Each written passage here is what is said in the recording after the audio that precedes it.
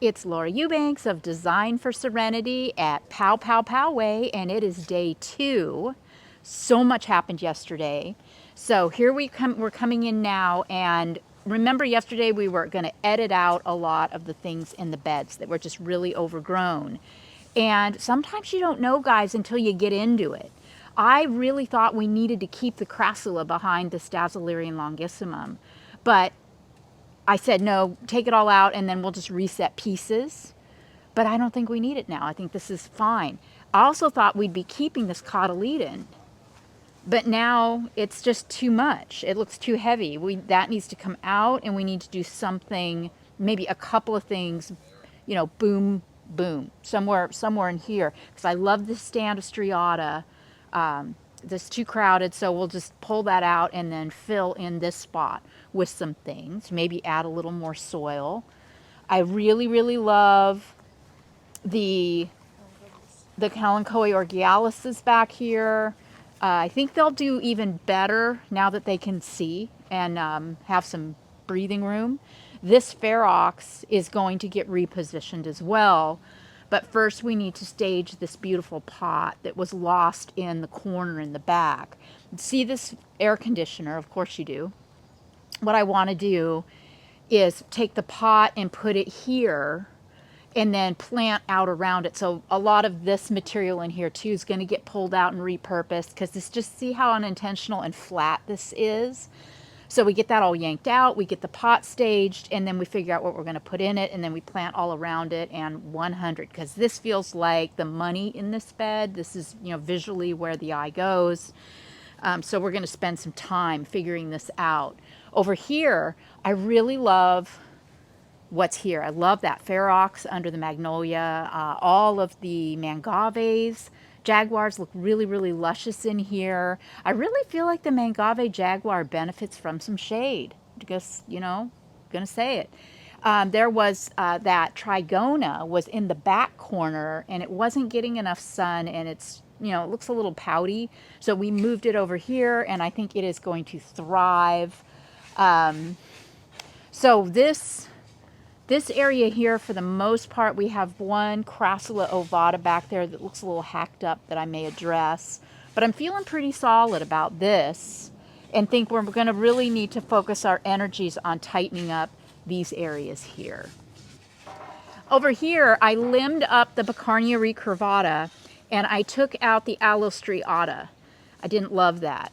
I am going to pull something low profile, maybe a pretty Echeveria in right here, and pretty much call it a day on this bed.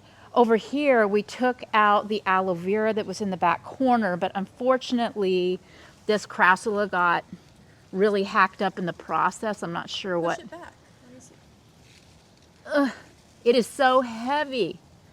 We might be able to reset this big piece, maybe. Just this one's tough to reset because it tends to flop. So we're going to have to figure something else out here. It's just that I really love this soft, wild look in this bed. So that'll be something we'll need to figure out as well. We took all the Aeonium sunburst out of here, and now I'm thinking that maybe just a cute low-profile succulent tapestry could be nice here.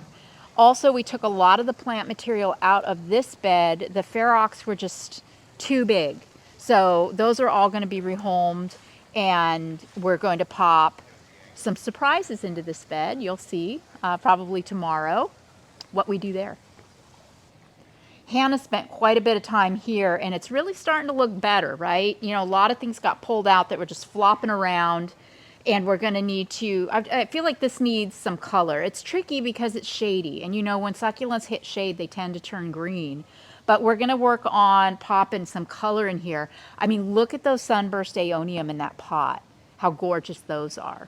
So a lot of the sunburst that we took out from around the pool, we can pop in here, and that will give us some of that wonderful color we're looking for. Over here, this Aloe Hercules is going to be moved. It's, the weight of these two plants, the Trigona and the Hercules, is a little intense. And from inside the house, our client can't really see the pool and the grotto, which I didn't realize. So We talked about maybe taking the Hercules and putting it out in the front, but I'm going to ask her if she doesn't think it would work over here. This bed over here could really use it, couldn't it? I think that would be crazy beautiful. There was a bunch of aloe cameronii in that spot that we took out. So yeah, we'll see what our client says about that. Then in here, we took out basically just a lot of tapestry stuff and aloes because the soil level had dropped precipitously in this bed.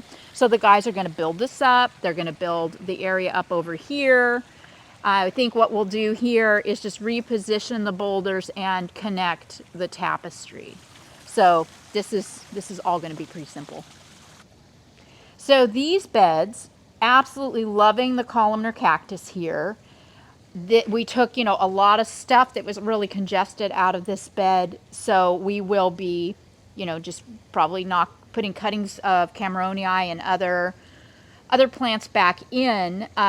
This is challenging here with this Aeonium Merlot. From the perspective looking forward at it, it's beautiful, but from the back, not so much. So we'll show you tomorrow our solution for covering up the butts of plants, or maybe we'll show you later this afternoon. Over here, we're going to get a fence post cactus to put against this wall, and again you can see this Crassula ovata here. You know, it doesn't look cute, so we will figure out how to make this look better.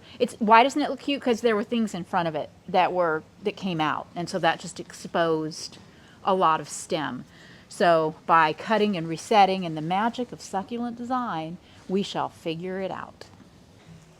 Okay, so we are wrapping up day 2 in Poway, and we're so close to being done with the planting. I'm so pleased with how this bed came together. We had Ryan and Omar doing some tapestry work, and this is one of Ryan's tapestries. And here's Omar over here. Didn't they do a spectacular job? I am so proud of them. But for those of you that have tried tapestry, it's not easy, is it? To get the right combinations, the right colors, the right textures, the right heights, working in rock, borrowed landscape. There's a lot of moving parts, and they did it very quickly too. So looks like we got a couple of more designers on our hands. This pot, we decided to go with the Pachypodium lemerii. That's Athona capensis as spiller. And we'll also be packing that with some filler plants too, like some colorful sedums and stuff. We just haven't got there yet. But over here, you know, you can see where we staged the Ferox. We decided against putting anything behind that Dazzlerian. We added tapestry here, back there, over here. Miguel did a great job of straightening up this pot of Petalanthus. We added more soil. We didn't really have to do much trimming of the plant at all, just adding more soil and leveling the pot, and we're good to go there. Over here, I promised you that I would stick something underneath where I took out those ugly striatas, so we went with an Echeveria Sahara. Thank you, follower, that suggested the Sahara. Excellent choice. Then over here, we didn't really want to mess with this. It's so gorgeous, so we just added some Petalanthus macrocarpa, which is the diminutive version of the Bracteus over there. Again, we got this big pillar here, so we thought that that would be some really interesting height. Okay, so here we've got, look at these ridiculous little cactus. Omar, what are these? Grandifloras.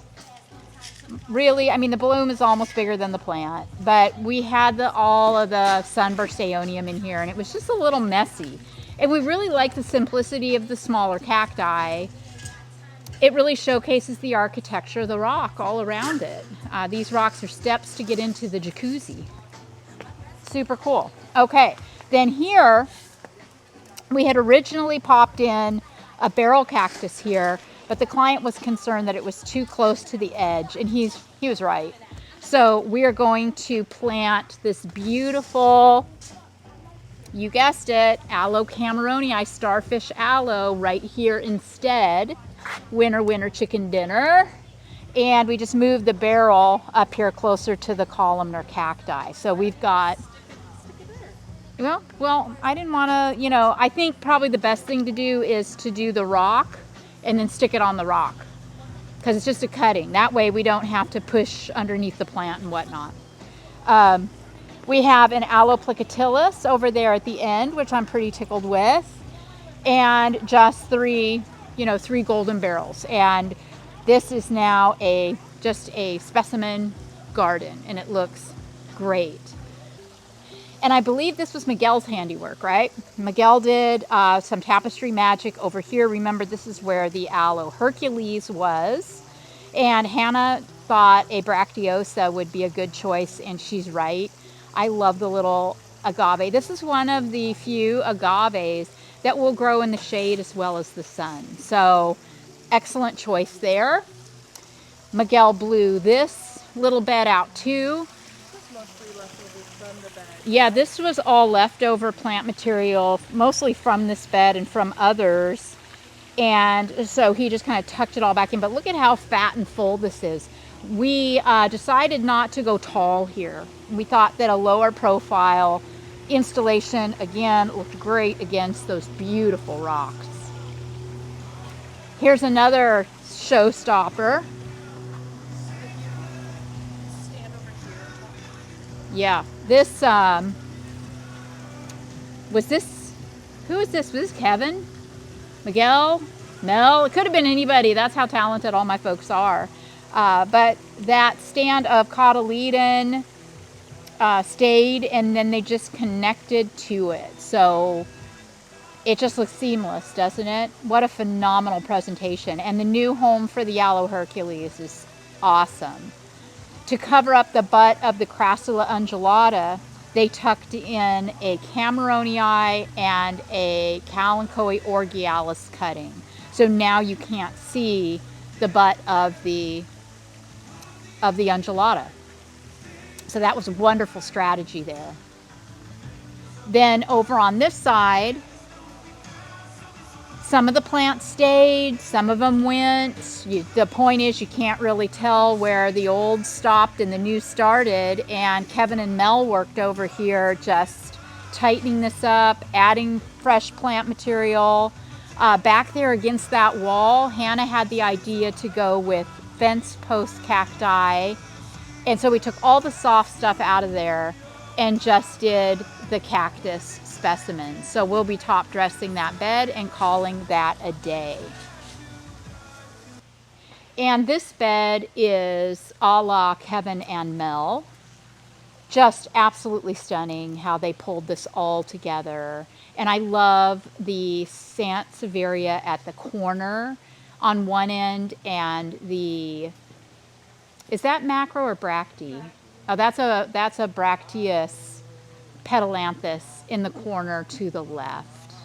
Love that height right there. It looks so good. And they can see the pretty flowers from the kitchen. So that's really special as well. Wow, yeah, so this is just shaping up. Clients thrilled, we're thrilled. We've got some surprises for you tomorrow in the grand reveal with the courtyard and the pots that we're blowing out in front. So be sure and stay tuned. Thanks so much for following, and we'll catch you tomorrow. Bye, guys.